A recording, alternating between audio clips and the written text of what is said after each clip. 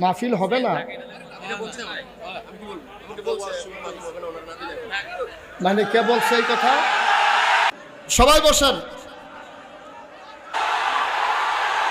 আস্তে আস্তে আস্তে আস্তে। কি হইলো? আমি বলতেছি বসার জন্য, একটা লোক দাঁড়িয়ে থাকবেন না।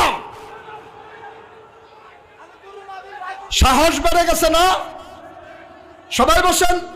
কে বলছে জসিম ভাই লোকটাকে নিয়ে আসেন? কে বলছে যে মাহফিল হবে না, এই লোকটাকে আনেন?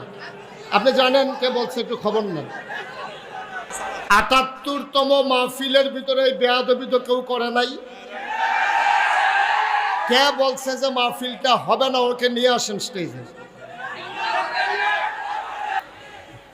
সরেন না। কি হয়েছে? আমি আলোচনা করতেছি তো ভাই। কি হয়েছে? আপনি কথা বলতেছেন কেন এসে আমার সাথে? আলোচনা চলাকালীন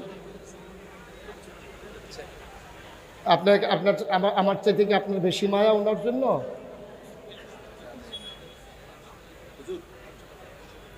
এটা কি কোনো আদবের ভিতরে পড়বে আপনার মনে হয়?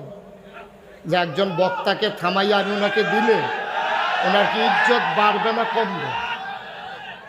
ওনার ইজ্জত কি বাড়বে না কমবে? আমরা তো ময়দানে চলি তো, আমরা বুঝি তো, মানুষের সেন্টিমেন্ট বুঝি।